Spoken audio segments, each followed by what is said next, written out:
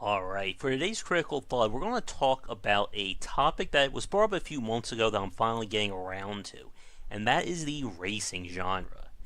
Racing games really occupy that very strange position that the RPG genre does, in that there's multiple subcategories of what it means to play a racing game. You have simulators, arcade games, go-kart games. We're seeing battle games, and a lot more over the years. And it has certainly grown to have a very passionate fan base built around several core franchises and several major genres or parts of that design. And while I'm not a huge racing fan myself, I do stand here appreciating what they've done, especially how the genre has grown and changed over the years. And there's a lot of different areas for us to look at tonight. So, to begin with, let's start at the high level and kind of try and drill down into the various layers of what it means to play a racing game. And when we say racing, we can talk about everything from cars, planes, trains, people running really fast, spaceships, boats, you name it. I'm sure there's a racing variant out there. But the first big point when it comes to racing games comes down to essentially what you're going to define as your model for how your vehicle or character works. And the two big parts are either simulation style or arcade. And we've seen games go from either end of the spectrum to parts in between. But when we talk about this from the simulation side, we're talking about games that are trying to model as accurately as they can how a car would drive and respond in whatever setting, whatever parts, you name it. And we've seen some big examples. Probably the most famous of that would be Gran Turismo. On the arcade side, we're not dealing with perfect realism. And there are many, many games that have done that. We could even put in go-kart or kart racing games like Mario Kart, Sonic and All-Stars, and the like. But regardless of what you choose, once you've decided to go down one of these two routes, this essentially becomes, no pun intended, your engine for the game. If you're trying to focus on a pure simulation style, then you better work your butt off to get that working. If you're going to go for more arcade, then you have to make something that is approachable and easy to get into. But typically speaking, the arcade side of things is more accessible to new people, while the simulation side is more for the hardcore purists. And there have been other big name examples. For those of you who are racing game fans, I know there have been several PC games, especially in, I want to say, the late 90s, early 2000s, that did very much hardcore racing sims. And unfortunately, I don't know those. So if anyone could refresh my memory, please let me know in the comments below. But the racing genre has really evolved over the last 2 decades. One of the more famous examples from an accessibility and arcade side would of course be Mario Kart. And Mario Kart for me was, I think, my first real exposure to racing-based games. Was it realistic? No. But it had its own model for how the karts operated, very interesting track design, and it was just fun to play either by yourself or with a group. Now, keep that in the back of your mind because we'll be coming back to the AI side of things in a few minutes. As the racing genre from an arcade side grew over the years, we saw some big name or big successes such as the Midnight Club series. One of my favorites was Burnout. And of course, Burnout became famous from Criterion for basically allowing you to get into the crash minigame of how much can you destroy given how many times you can crash your car. And of course, the normal racing as well. Now, what's very interesting about racing games is that despite having these two spectrums of simulation and arcade, we have seen more games try to bridge that gap. Be it an arcade game that still allows for upgrading and tweaking of cars in the same vein as from the simulation side. But one of the more interesting aspects of the racing genre has been this evolution to what, and I'm not the one who has coined this term, the idea of the car PG, wherein your car and by extension your driver and such level up over the course of playing. This could be a pure abstraction level, as in you hit level 6, your top speed improves or your handling, or from a gating or progression point of view, as in you level up, you unlock better dealerships, better mods, garages, and so on. And so you're essentially driving around, and the races essentially become quests for you to complete as in an RPG.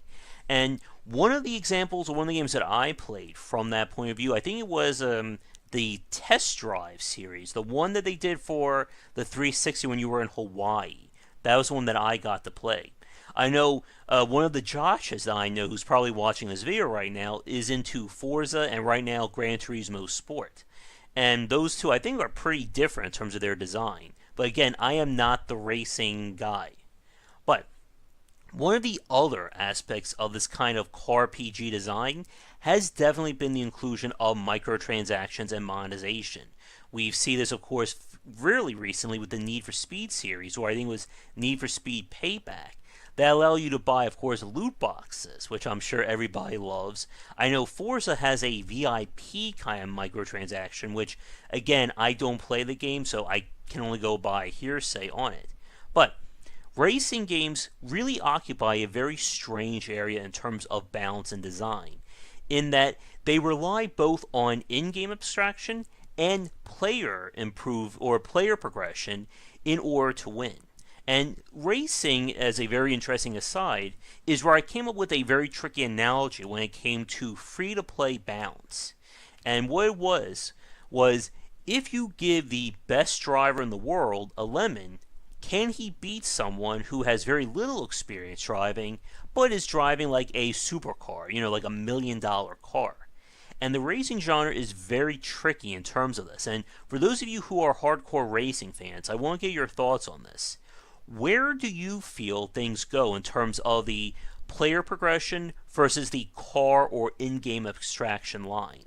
Should someone who has the best parts, best car, all that, be able to beat someone who is, one of the best drivers in that game or that best in that simulation model? Because it gets very tricky in terms of the whole pay-to-win and microtransaction side of things when you're giving parts out. And just like in a first-person shooter or an RPG-based system, as long as there are numbers in the world, you can keep scaling parts up. Now, what's very tricky, though, is that driving is not as one-to-one in the same way as a first-person shooter is. If I'm running around shooting enemies with a rifle or a shotgun, I can pretty much see very easily how improved handling or improved accuracy, or of course how improved damage will relate to what I'm doing. But with a car, though, it's a lot more trickier. It's a lot more under the hood, I guess, no pun intended, in terms of how you're tweaking, what's the best handling. Do I improve, my wheels? What's grip strength? And again, I'm not a racing guy, but I know it can get very tweaky and fiddly in terms of what you're trying to do to get the most out of your car. It's very much akin, again, to what us RPG players do when it comes to min-maxing our builds and making sure all of our gear complements our skills. And I think that's one of the major parts of the appeal of racing, or at least from the hardcore side. That's not just about you driving a car. It's about you making this car the best possible version for you and then taking it on the track.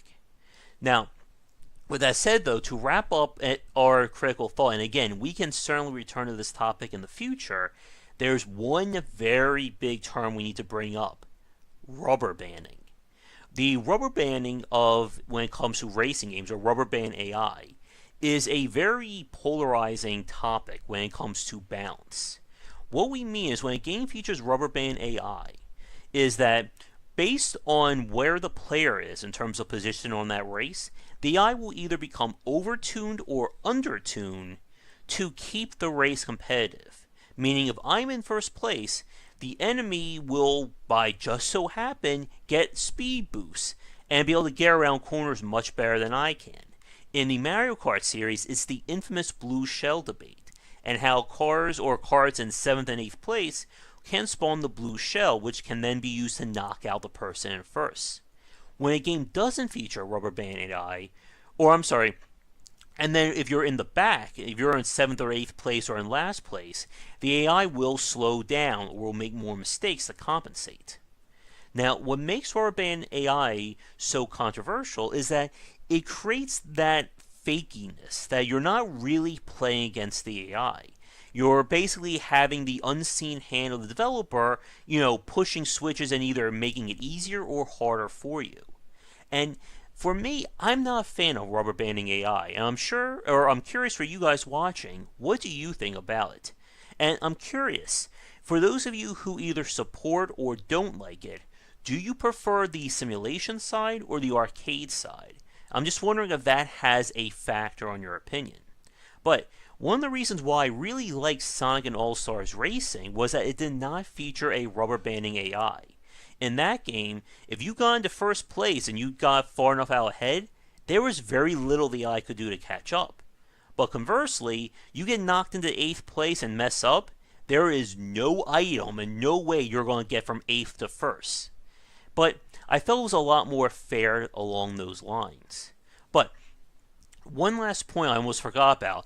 I think one of the bigger evolutions that we saw for the racing genre, especially over the last decade, was again trying to tie this kind of persistence and progression to it. Because typically, or at least from a lot of the older racing games, at least from the arcade side, your car was set, it was locked. You weren't going to get improvements or be able to tweak things.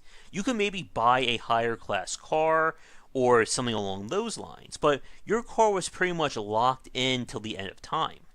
And then what we saw again was this inclusion of persistence, with being able to unlock better parts, being able to upgrade your ride, and so on, that I think changed a lot of things. Now, we also saw more racing-based design in the open world genre. Of course, we all know Grand Theft Auto, Sleeping Dogs, and so on. But racing is more of a second, or we could even say third or fourth place activity in those games, so it's not really a pure racing sim. But with that said, we're going to wrap things up here. Again, when it comes to the racing genre, just like any of the genres we talk about here, there is definitely room for more discussions down the line. Excuse me. But for what it has certainly evolved very much like other genres in terms of growing and elevating things beyond just driving from point A to point B. For those of you watching this, what are some of your favorite racing games, be it from the arcade, the simulation, or somewhere in between? And I guess one other question for designers watching this who either worked on racing games or just think about it, where do you think racing games could elevate things further? I mean, we see a lot in terms of the open world genre, in terms of giving you these very wide areas to drive around in, and then you get the races that lock you in. But as we've seen with first-person shooting, role-playing, and so on, there have been grand evolutions of those designs. Do you think there's anywhere else the racing genre can go? Maybe even having multiple car-based races. I know there was a game at last E3 that was a teaser for that. I think it was from Ubisoft. Oh, one other racing game I did like, although I was terrible at, was F-Zero, which is definitely more on the arcade side, considering that the miles per hour was in the thousands in that game. But with that said, thanks for watching today's Critical Thought. If you're new, be sure to like and subscribe, and let me know if you have a topic for a future vlog you'd like me to cover. But otherwise, check back for daily discussions here and on Game Wisdom, where we examine the art and science of games. Thank you so much for watching this video. If you enjoyed it, be sure to like and subscribe to the channel. Check back around 10 Eastern for regular streaming. If you'd like to suggest games for me to cover or topics to talk about, let me know in the comments below. For a collection of my writings as well as weekly podcasts on design, check out game-wisdom.com. To support the Game Wisdom Patreon, you can find us on there on patreon.com/gwblaser. $1 will get you into our private Discord channel where we talk game topics and more. $5 will get you voting privileges for any major event, including the Saturday Night Grab Bag, Patreon-funded goals, and more. Thanks again for watching, and I hope you enjoy more videos here on the Game Wisdom YouTube channel.